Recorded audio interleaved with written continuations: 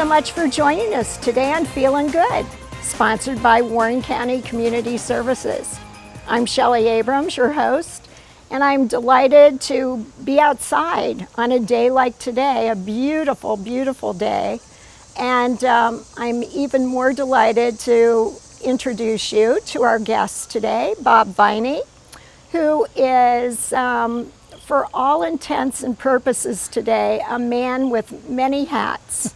And we are chatting with him today for him to bring us an update on some of the projects that he mentioned that he was involved with 6 months ago. In February, we did an interview with Bob, and it dealt with volunteerism and being very involved at any age.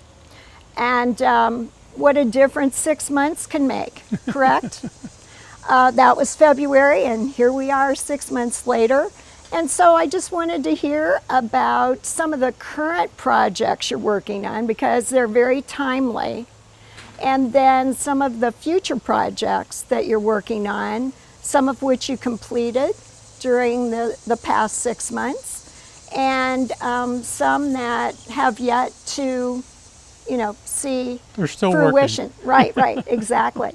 So welcome. Thanks so much for joining us today. Thanks. Great to be here. Here we are at the Greenery in Mason, Ohio, and you are also the president of the HOA. Maybe our audience would like to hear a little bit about what does the president of an HOA actually do? Well, if you've seen the commercial on TV Yes. about the HOA president who takes the chainsaw to mailboxes, that is not what I do. Okay, good.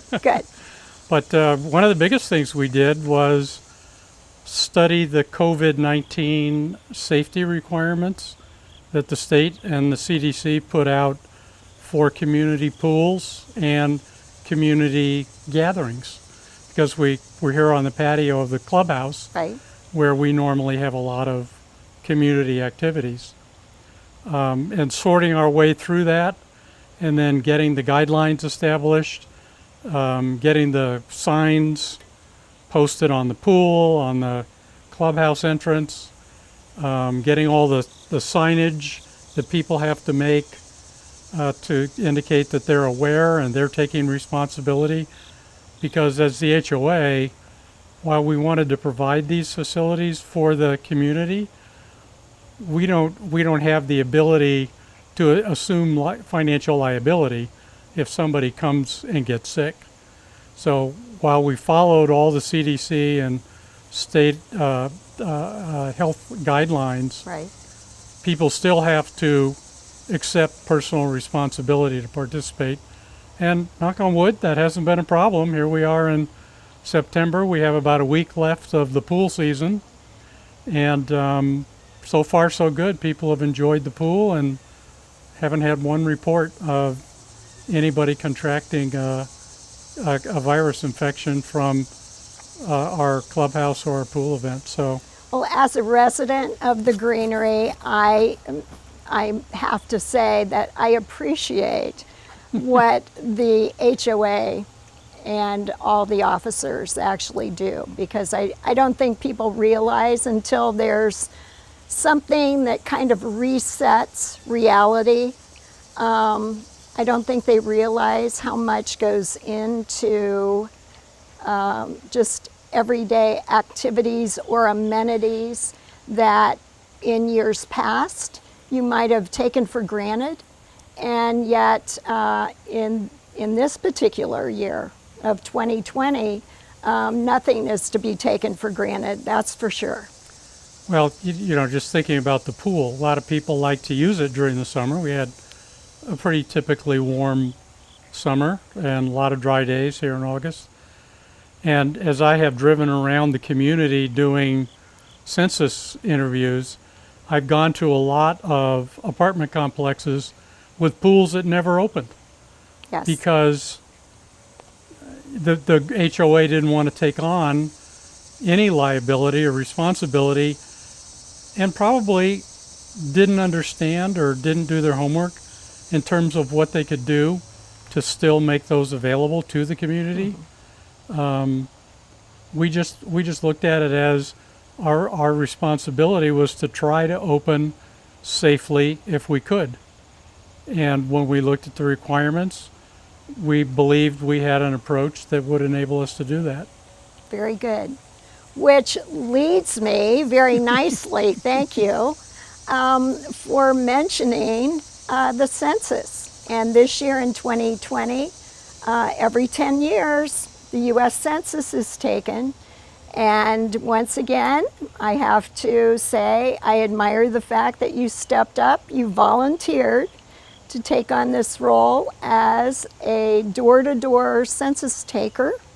And I'd be interested, and I think your audience would be interested in knowing that process. Maybe when you even found out that census takers were needed, when did that start? How did you register, your training, and then maybe a typical day trying to follow up on taking the census?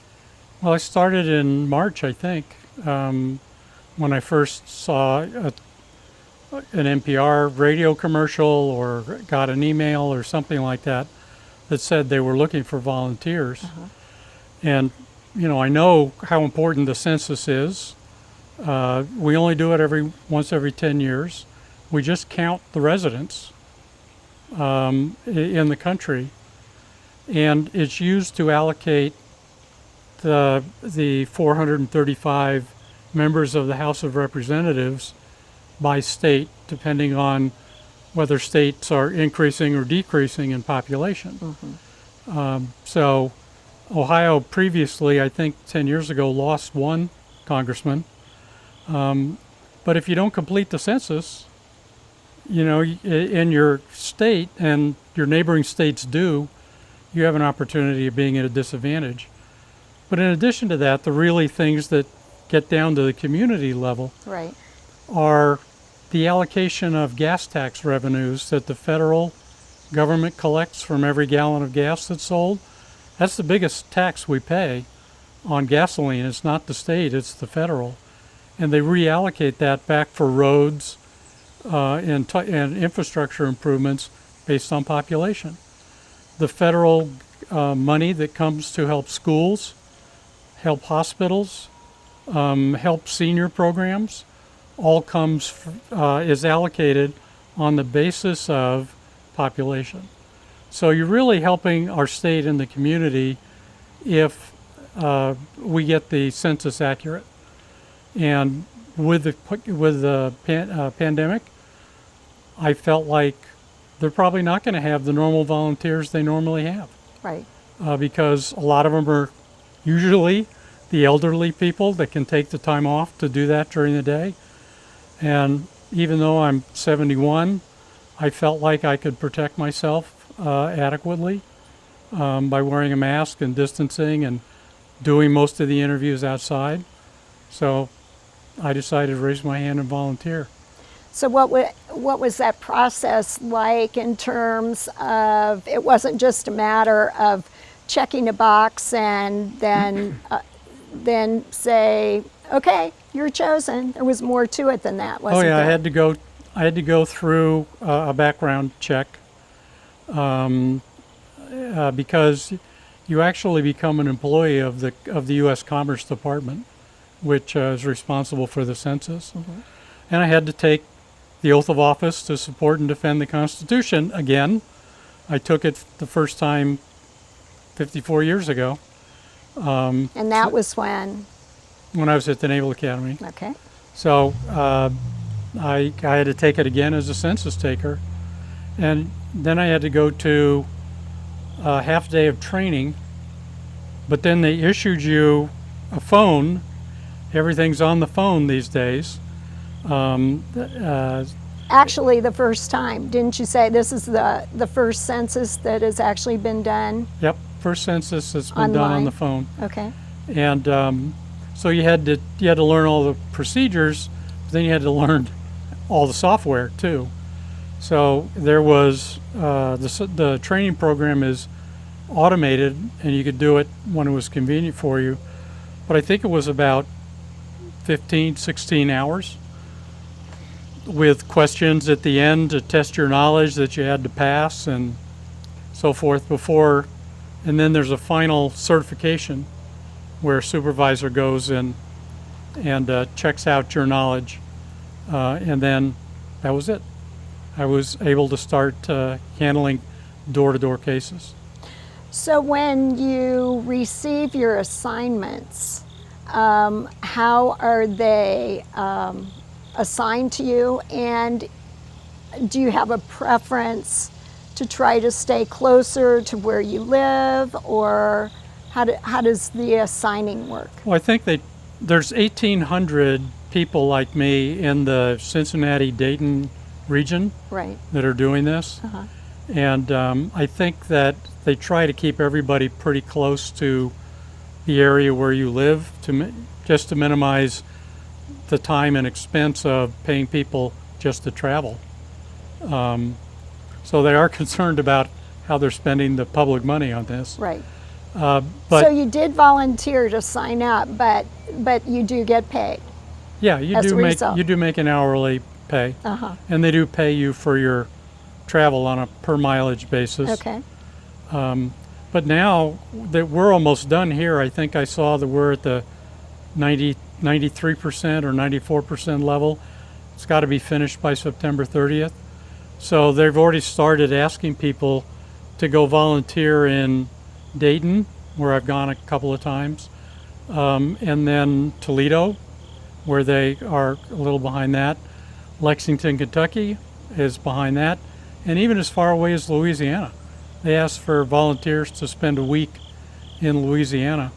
Well, and the deadline. hurricanes. Well, the deadline for the census had been Pushed up a month. compressed, Yes. right? It was originally supposed to extend into October. The end of October, and the administration decided they wanted to try to finish it by the end of September.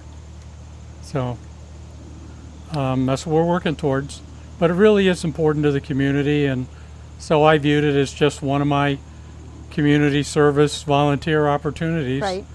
And I've been doing this since early August, so 6 weeks. And, then the things that I thought would protect me have protected me. I take my temperature every other day, and still pretty healthy as I was when I started. Well, I did notice in terms of, going door to door for anything these days, I think people are a little skeptical about being the person that approaches and goes door to door, or even having someone come to your door. Sure. And you're not really expecting them. So how has your reception been by most people? And what have you done in order to identify yourself so that people know that you are? Well, I carry who a you name are. badge, which is my credentials Right. As an official census, and I have a bag that has forms in it that has a big white sign that says U.S. Census Bureau on it. Right. So those are carried very, very prominently, and I wear a mask, and I do usually put on a shirt that indicates my veteran status, because I felt more people would feel comfortable with and accepting of a veteran who was volunteering. That's what veterans do. Right. And so the experience has been pretty positive most of the time. I've been thanked for my service a couple of times. But you have people that either don't want to give out personal information to anybody. There are people that don't want to help the government, no matter what they're doing.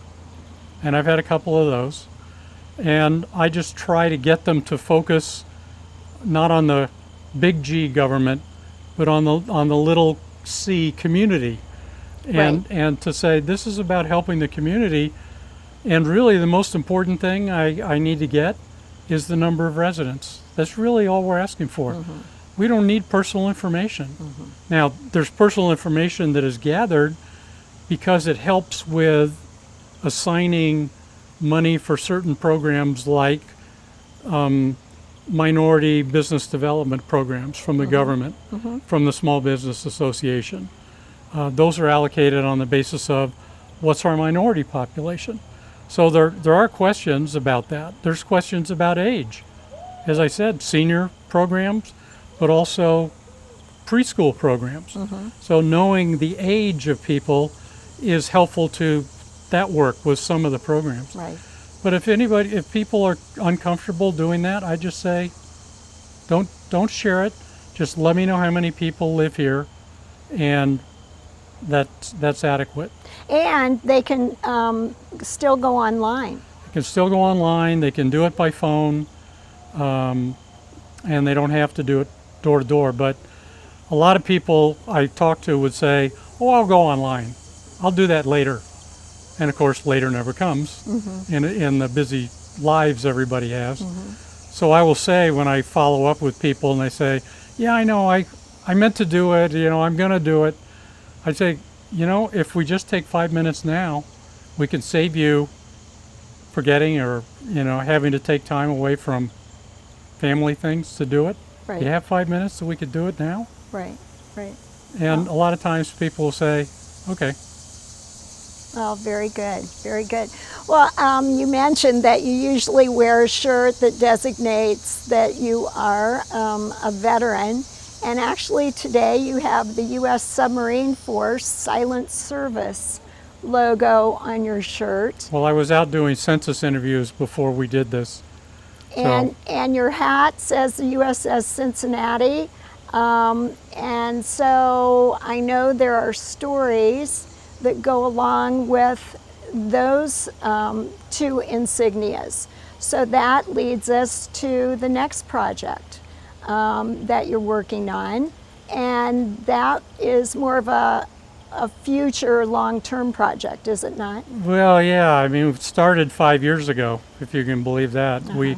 We got pieces from the actual USS Cincinnati, which was a nuclear fast attack submarine named for the city that served us during the Cold War, 70s, 80s, 90s. And the goal is that we want to build a Cold War memorial to the memory of the people in the greater Cincinnati area, both people and companies that contributed to the war effort. And of course here we have General Electric, which in our area mostly makes airplane engines, but the company also makes nuclear power plants for submarines. And in fact, the USS Cincinnati had a power plant that was made by General Electric. And then of course you have Fernald, where they process fuel from nuclear power plants, both civilian and military. And we have people who, from all across the tri-state area, who served in the military at some point during the Cold War. So we thought it was appropriate to memorialize the city's namesake and the role that ship played. But then we also thought, well, we can use this as an example for STEM education, because a nuclear submarine is a laboratory for science, technology, engineering, and math related things, even if it's just as simple as, how does a submarine go up and down? You can answer that question with an experiment kids could do at home to show how a submarine comes to the surface and sits there and then attains negative buoyancy and goes below the surface and operates. So part of the memorial, you're planning an interactive... We're going to have interactive visual displays where kids can go and ask all kinds of questions and get the answers about science, STEM subjects related to nuclear power, and a little bit of the history of the Cold War. How many kids today that are even in high school could probably give you a good explanation of what was the Cold War, who did we fight against, and why did we fight it? Right. Right. Did we win?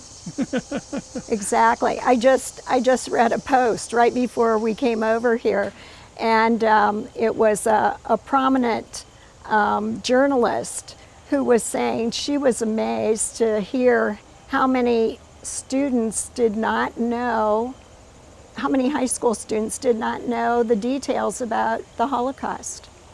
And she was like, isn't civics required? Isn't American history, isn't world history? You know, aren't the histories required anymore? And so I was reading more about it, and I commented, I took every history course I could, and I think all of them were required: civics, American history, US government, and then I think world history might have been an elective. But I'm wondering if more focus on civics, say, for right now. I mean, we're going to be, you know, people are going to be seeing this during campaign season, election season, and so on. And clearly, that is an issue that we all need to be much more aware of, and perhaps do not know enough about, actually, to be informed citizens, which leads me to your next project. If I cut you off on the submarine project, if you had any other details you'd like to include, I didn't mean to roll on so quickly. It's still on hold because we need a location to build the memorial, and we're hoping it's going to be somewhere in the riverfront area. The best site now is an area west of Paul Brown, where the concrete Paul Brown Stadium. Yes, Paul Brown Stadium, where the concrete or sand company is located. And they're going to be relocating. They have an agreement with the county to relocate. And the city and the county then are going to have some new land. And we've been told part of that will be for the memorial. But after 5 years, I'll believe it when there's stakes in the ground that say USS Cincinnati Memorial coming soon. And I do remember when you were part of the group that helped, you know, in putting together a reception here in Cincinnati. Yeah, when the pieces... And the pieces came from California? No, they came from Washington. State of Washington. State of Washington. Okay. Yeah. The West Coast. Okay. Where the ship was dismantled at a shipyard up there. But we had volunteers that owned trucking companies, volunteered their time and their money to bring those. We came on 3 semis because the rudder and the sailplanes are all pretty massive and heavy pieces of equipment. And we had a welcome on Joe Nuxhall Way, right opposite the stadium. And they've been sitting in storage, waiting for the city and the council and the Bengals to get together on where can we allocate space for something as meaningful as a memorial to teach our kids about an important part of history and about science. Exactly. I think it would be a beautiful addition to the Banks area or adjacent, you know, to the Banks area. What we're proposing in our design has not been done anywhere in the country, and it would be a very unique part of the Cincinnati Gateway on the river. Very good, very good. Well, I'm happy that you included that because I remember that story, and I think it was covered in the news. Oh yeah. You know, pretty specifically, because when you have an entourage with what you call it, the sail of the submarine. The part that sits above the hull. Yes. That's the sail, and then it had fairwater planes, which are the forward bow planes. Okay. And then we have the rudder that sticks up at just before the screw at the end of the shaft. Okay. We have all of that. We're going to make it look like The submarine is a full-scale replica sitting in a wading pool, but it will look just like the submarine looked when it was on the surface of the water. And I do have to say that most people, when they see you or start talking to you about serving on a submarine, even people that were in the Navy say, whoa, I don't know if I could have served on a submarine. And I remember you telling me that you spent 62 days on a submarine for an assignment at one point in time, correct? 62 days underwater was part of a 6-month deployment from our home port. But we were on station for 62 days, totally underwater, never changed air with the atmosphere. The only thing that went above the surface was periscopes and masks, antennas. Well, I know, having toured a submarine a couple of summers ago, I was doing well. It was docked, and it was, perfectly accessible.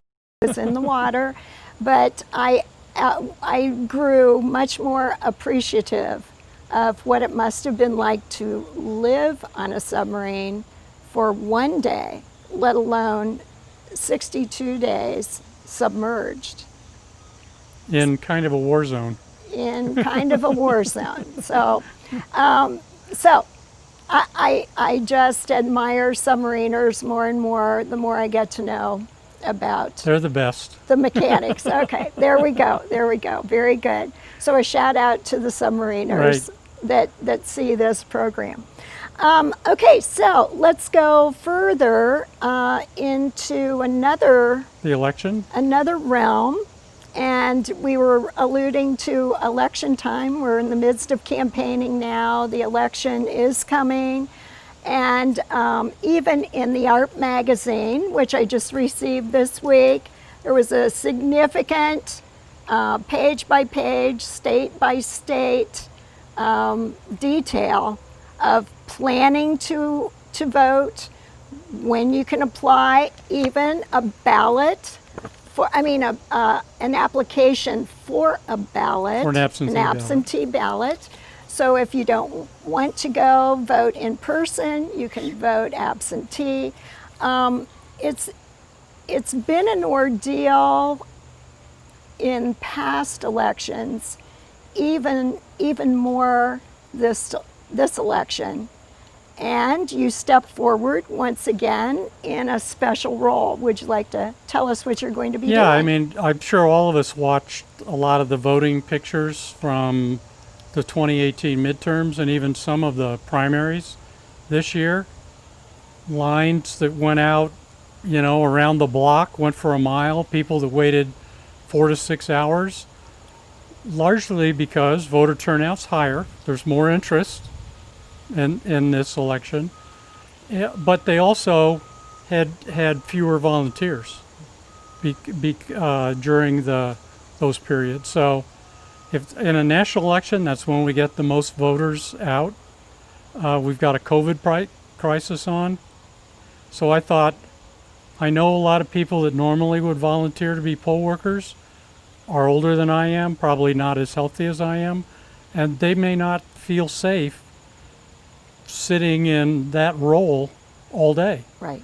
So the word was out again via email or radio that the Board of Elections here was looking for volunteers. So I volunteered and have been assigned a role from 6 a.m. to 7 p.m.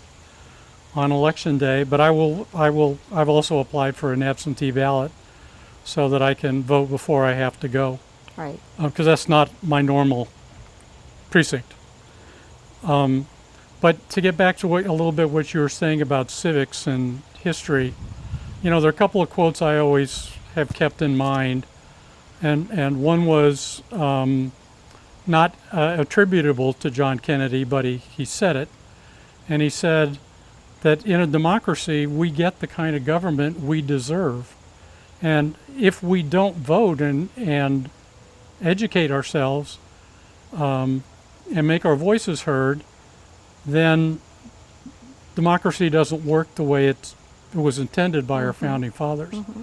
And the other quote is, those who forget or never hear the lessons of history are doomed to repeat them.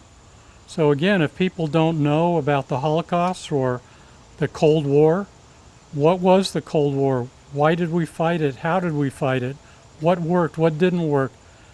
You look at what's going on with the U.S. versus China in the South China Sea, our ongoing issues with Russia and Crimea.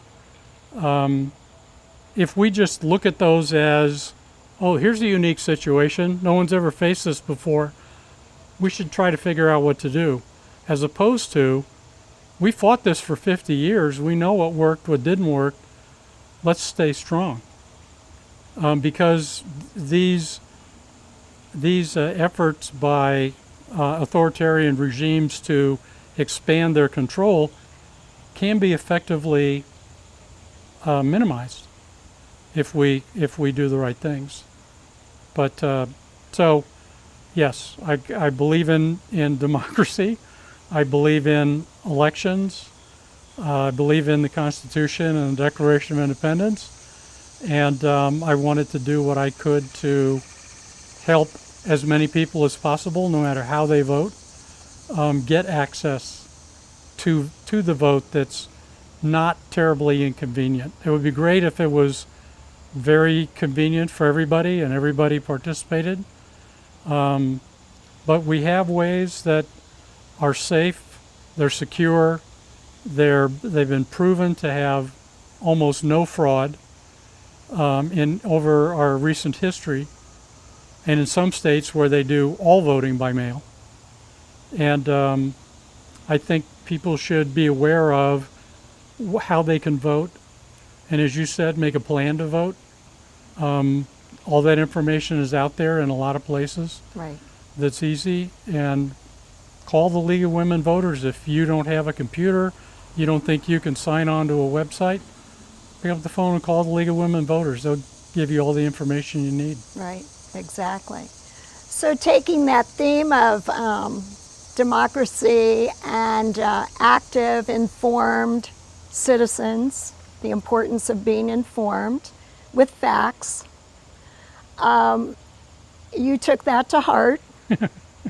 So to speak, yes. And today just happens to be the birth date of the ratification of the U.S. Constitution, and how timely. We didn't even realize that was going to until earlier today. And I said this was a perfect moment to lead me to asking you about another project that I think you alluded to in February, but now you have completed the revision of, and I'd like for you to tell our audience a little bit more about that project.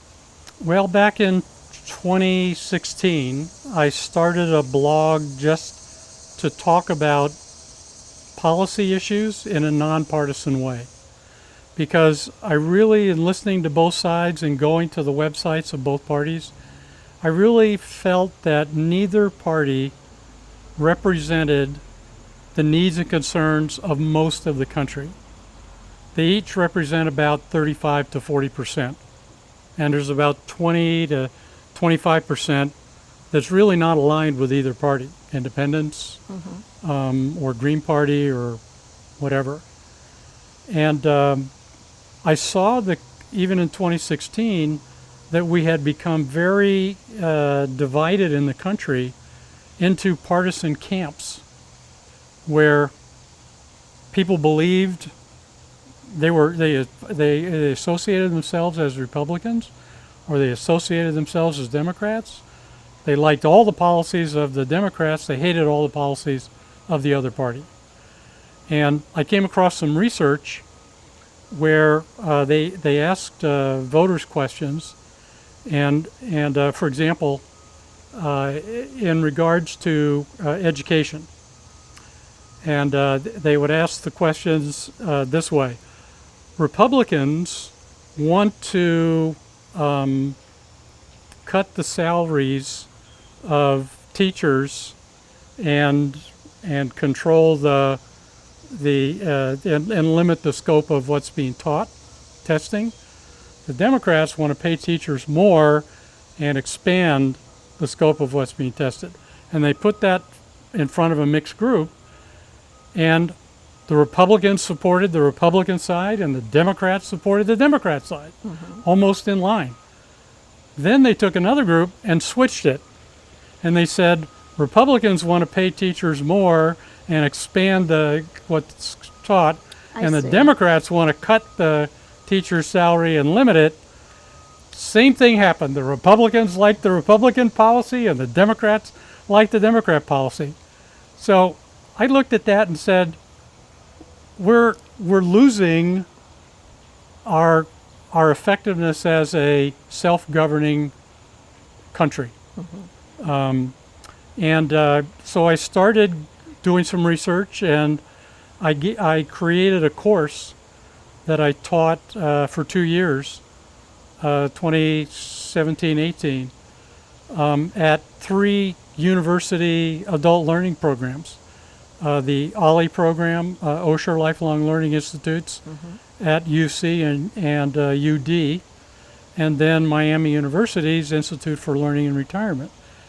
And I taught over 200 people in 5 different campus locations in 4 different counties in Southwest Ohio. Butler, Warren, Hamilton, and Claremont. And they're older people. That's retirement. So in this area, you would think you'd get pretty conservative views, and you do. But you also get people who are fascinated to learn things that they hadn't heard from either party or on the news, and how that would then impact how they thought about a nonpartisan approach to serve the country. And that was the title of the course. How do we get Congress to serve the nation? And in doing the research, I learned that I think there are 3 major factors that keep us from having Congress to serve the country.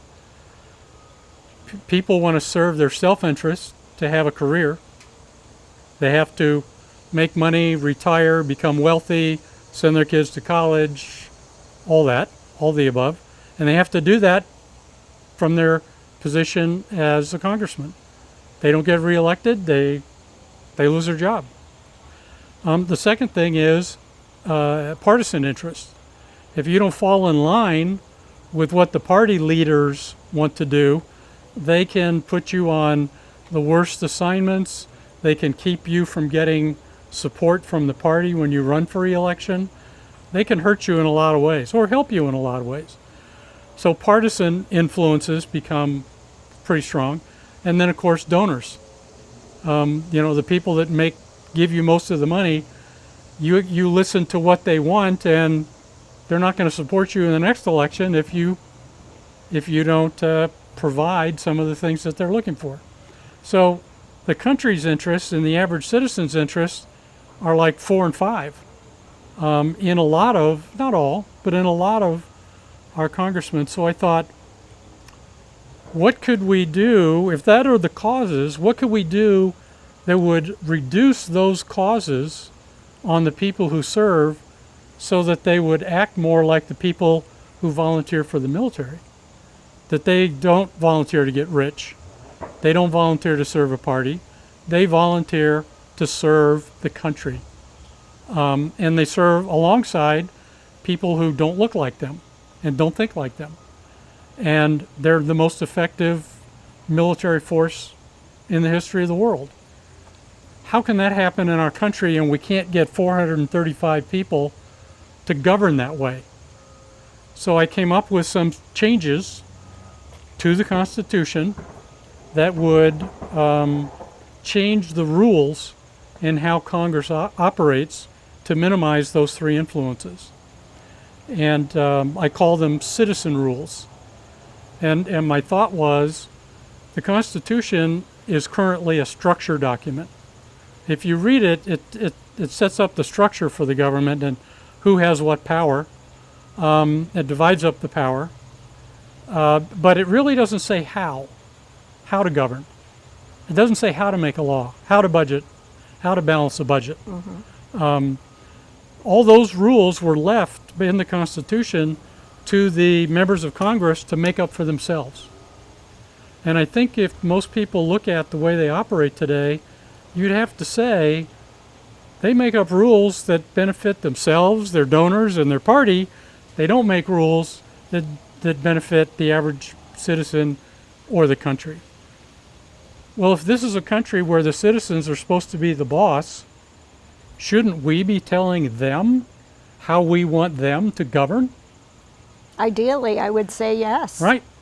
So I spent almost a year coming up with what would those rules be and that would overcome those influences. And I put it into this course, and I'm getting about 95% positive response. And the two things that I hear the most are, thank you for the course. I really learned things I didn't know or hadn't heard before. The second comment was the one that moves me the most, which is, I now for the first time have hope that we can get out of this situation we're in. There's a way out. And really, you've read 1,000 books, right? Bob Woodward has written 2 in 4 years Right. about rage and fear, but none of them talk about how do you fix rage and fear that we have today. Book after book will talk about the problems and the challenges and how bad things are. Nobody's come up with a comprehensive solution that says, and here's what causes those problems, and here's how we fix them. So with that being said, you started with the podcast, yes? Not a podcast. Oh, I'm sorry. You A blog. started with the blog. Right. Started with a I blog. think you should do a podcast. That's why that's on the top of my mind. When the book is out, You- I've translated the course into a book. Okay. That's what I've been doing for the past year plus. Okay. So now the draft is done, and I'm looking for a publisher, and I hope I will find one that thinks it's worthwhile, and it will be available to people, and I will be spending a lot of time trying to tell people about the book and get them to read the book. So how many pages would you say the book is? Well, it's hard to say. Or you go by how many words? Yeah, it's about 76,000 words. Which for us, that would be equivalent to... Maybe 180 pages in a book. Okay. That's what most nonfiction books are. Okay. They're in that 180 to 200, unless you're like Bob Woodward or somebody like that who, write a 400-page book. And the title will be? The title will be American Turning Point, Taking Back and Reuniting Our Country. Yes. So we actually have the book draft right here on the table, but I've never written a book. And I feel sometimes that what I do here is what I can do best in lieu of writing a book. Right. However, I feel that people that do write books have put in so much labor, thought, time, effort. I just admire anyone who actually writes a book. So again, I admire all of those things that you have put together into this publication. Well, thank you. Hopefully it will not be just me that reads it. Hopefully it'll be something that people want to read and want to talk about. And you've actually sent copies out to a variety of people for their input. And critiquing. So that's where it is in the scheme of things. And publishers. I'm starting to reach out to publishers. Right. But the goal is not just to publish a book. The goal is to get the changes enacted Right. that are in the book. Right. So the money, whatever money comes from the book, will be used to start a national education program on how to implement the changes, because it will require something that's never been done before. It will require a citizen-led constitutional convention of limited scope, only to consider these changes. And the changes are written like the Bill of Rights is 10 amendments. I call this the Bill of Public Service and Accountability. And the changes it would make are listed in 6 amendments to the Constitution. And my goal is to have them considered as a package without change by a constitutional convention called by the states and the citizens of those states to make them part of our Constitution. And those are the citizen rules Okay. to put into place. Okay. So Great. we'll see what happens. Great. So you've been busy the last 6 months, I'd say, and you're looking forward to. I'm probably one person that the COVID isolation had no impact on what I was doing at the time, because I was sitting at home writing, researching, editing anyway. Right. So Well, very good, very good. That I find it so impressive to, I had my calendar out and I was looking back through 2020 and just saying, all these things we did, I did, you did in 2019, and what a difference 2020 has looked like. right. And yet it reiterates to me, and I hope it reiterates to our audience, that, you do things, live for today, because you don't know what the scenario will be like in the future. Don't put off today what you can do today. What you can do today.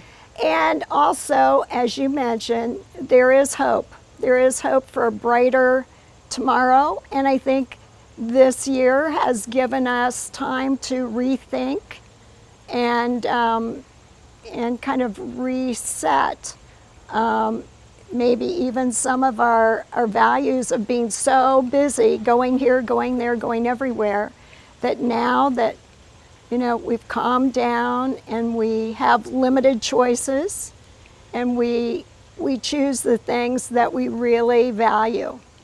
There's one thing I think, there's a new 2-word phrase that's come out of this. Okay. Essential workers, Oh, yes. right? It's like during this time, how important were the people that delivered and stocked grocery shelves For sure. versus the CEO of the grocery company, Correct. right? He could have gone on vacation and it wouldn't have impacted the ability of the country to get through that shutdown period, Right. Right. right? Or the people that are healthcare workers, the first responders, just the people that collect the garbage every week. They didn't miss, Right. never missed a week Right. during the whole pandemic and everything else. So the idea of who really is essential to our community, to our country, and then are we rewarding them? Are we valuing them? Do we demonstrate that if they're essential, that they're valued? How do we treat them? Exactly. The U.S. Postal Service, Teachers. another prime, teachers for sure.